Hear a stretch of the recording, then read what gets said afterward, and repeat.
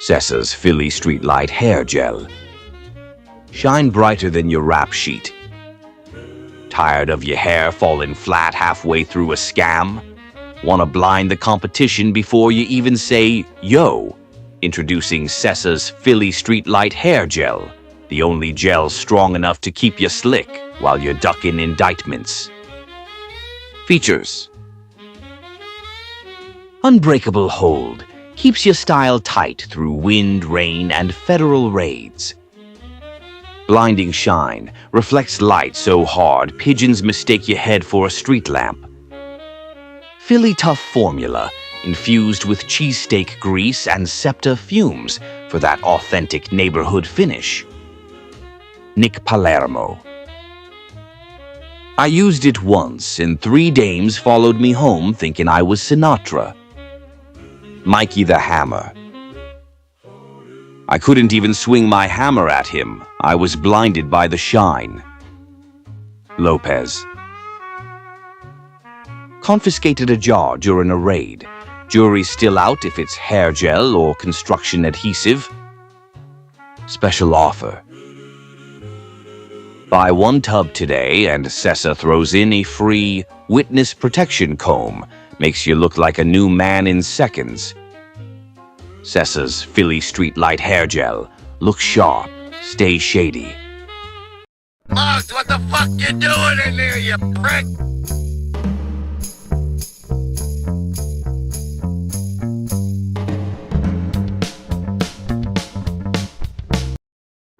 Cornfields and Concrete. America's Quiet Mob. A Pizzaverse crime documentary. Written by Bambi Palermo. Narrated by Vincent Vinny DiPrio. The Great American Misdirection. America was obsessed with New York. With Chicago. With flashy bosses and headlines. Meanwhile, the Midwest slipped through the cracks. Too normal. Too boring. Too spread out. Law enforcement resources followed attention. And attention followed noise. The Midwest mob learned early. Never make noise. The blue-collar cover. The Midwest mob didn't look like mobsters.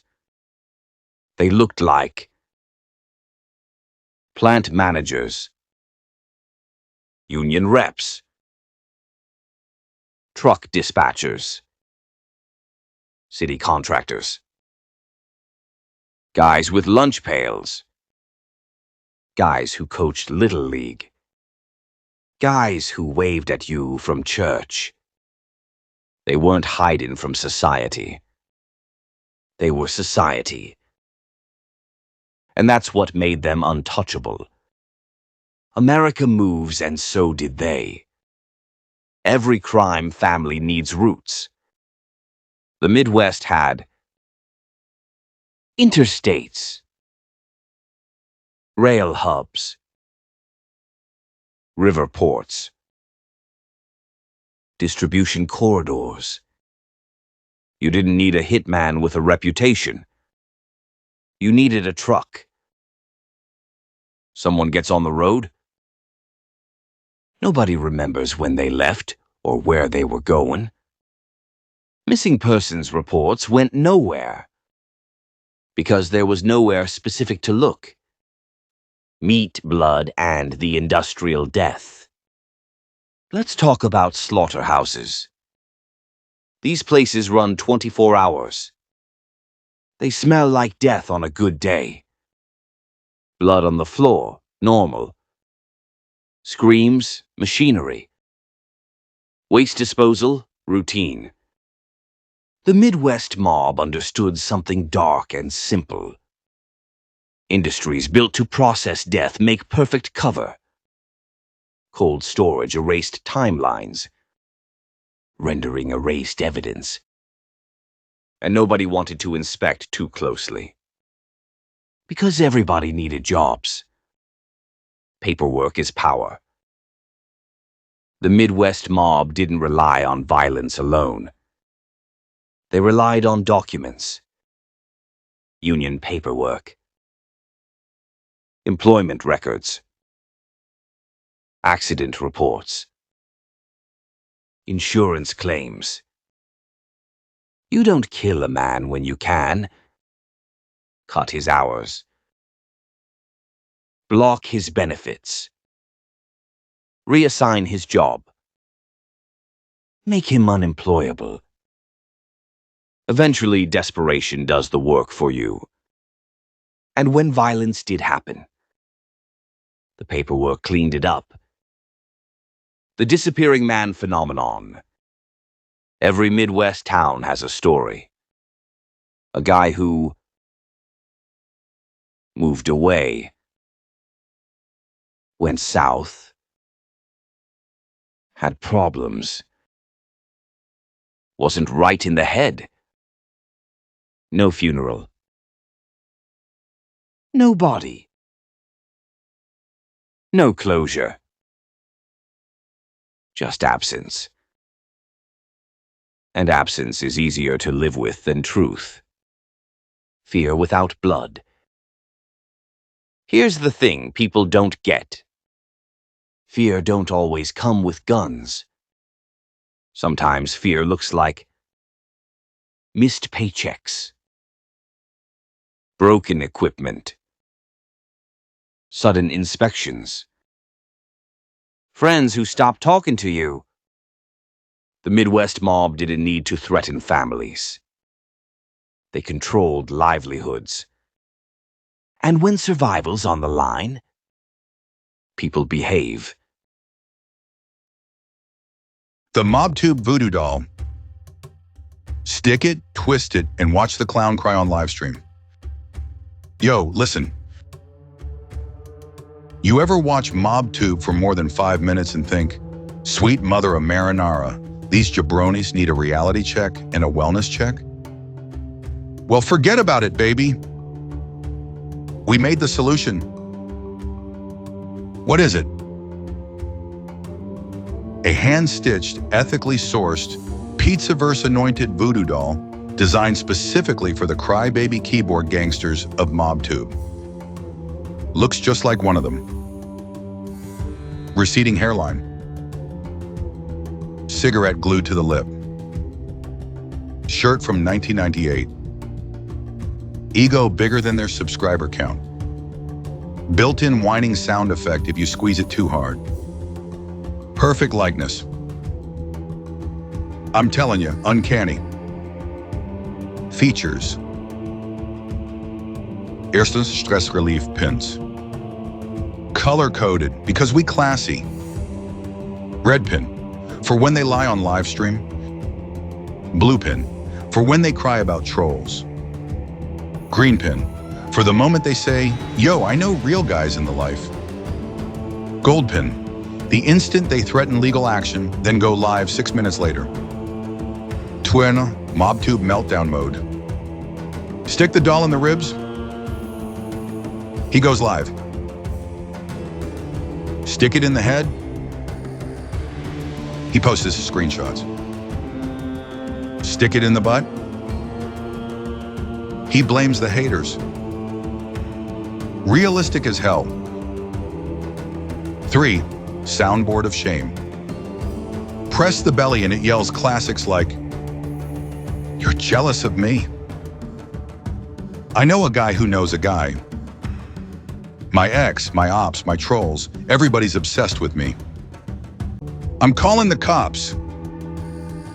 High quality audio, slightly nasal. Optional upgrade. The Content Creator Hex Kit comes with a candle that smells like old motel carpets, a notebook filled with excuses, a plastic badge for pretend tough guy moments, a pair of sunglasses for crying indoors, customer reviews, stars when so Big Frank from Bayonne stuck a pin in the foot and the guy went live complaining about toe pain. This thing's accurate. Stars, Angie from Staten Island. Put the doll on my dashboard and suddenly 3 MobTube clowns started fighting each other. Magic.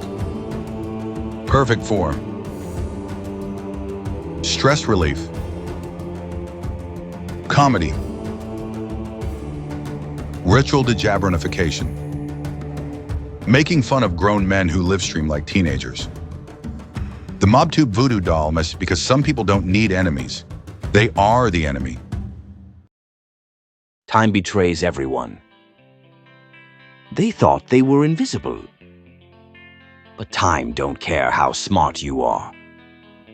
DNA came along. Digital databases. Interstate data sharing. Suddenly, old cases started whispering. Bodies turned up in places nobody remembered digging.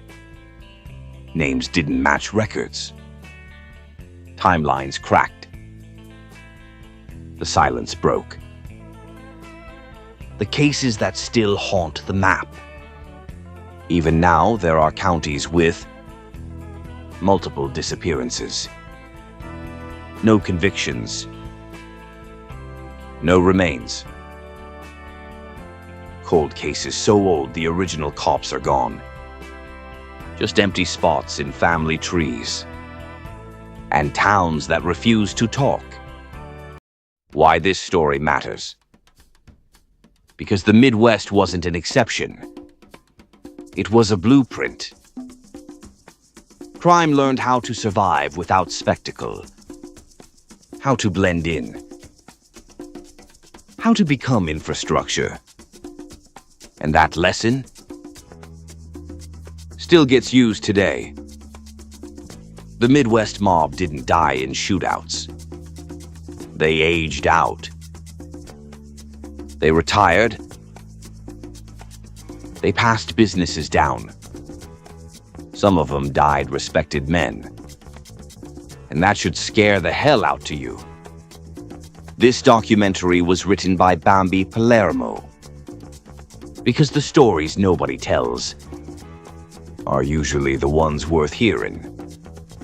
If this made you uncomfortable, good. Truth should. Like, subscribe, and share. Because silence only protects the guilty. This is the Pizzaverse, where we don't rewrite history. We excavate it. Thanks for watching. Next episode, coming soon. The Silent Predators. A psychological profile of Midwest mobsters. The legend of Jimmy Two Badges. Let me tell you something, all right? In every family, the real ones, the fake ones, the ones that meet at diners and pretend they're important, you always got that one guy.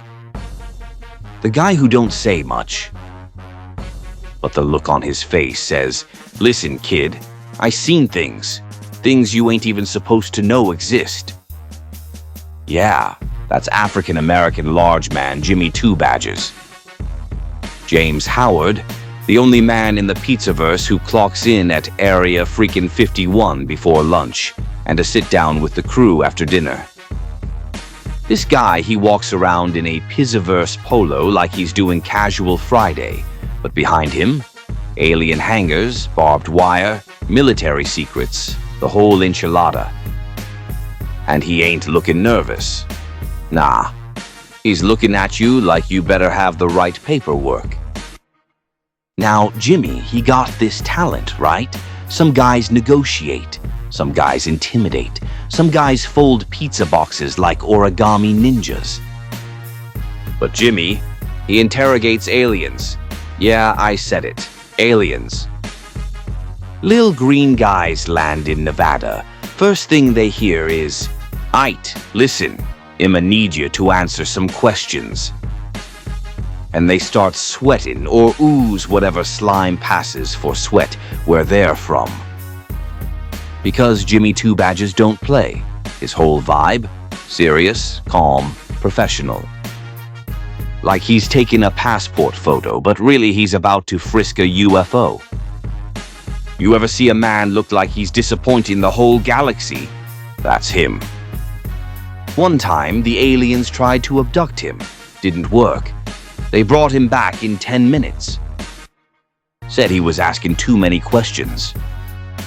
And now, we making him a product. The people demanded it.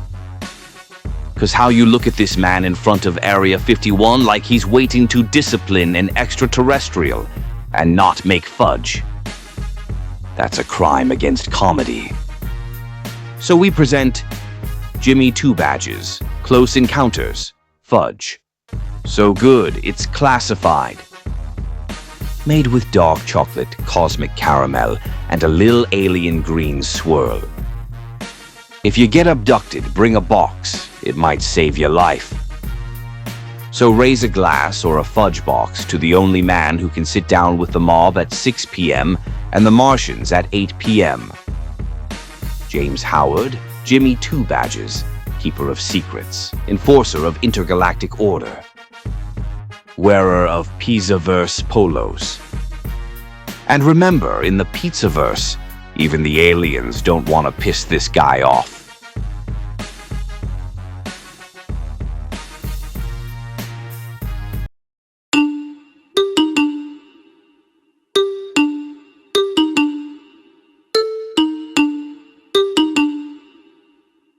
You've heard of that girl? It's like she tries to be, but she's not. You seen her hair? I seen her hair. Wig. Look, just like how I'm dressed right now. Girl, you look exactly like her. Over here. You can be her. Look, you can be her. Look at me, I look like her. Just say a random words. You got it. I could never. I can never. I will never let a dude that lie to himself come and lie to my face and believe it. I don't gotta kick it with you to know you ain't shit. Trust me, I seen it. I done got up in my bag and ain't getting out till I break and I bust out the seams. Got a little something about me. I got a team and I got me a family to feed. And I really got a bone to pick with anybody that be trying to be my competition. Start with closing your legs, then close your fist. And it just self in the face. I don't even know you hoes exist. You should focus on bread. That's what you're supposed to get. But you focus on me, so you broke as shit. All them thirst trap pics, you still broke as shit. Goddamn, could never be you, huh? Could never be you. Could never be me. No, it can never be you. Never be me, huh? It could never be you. Could never be me, huh? It could never be you.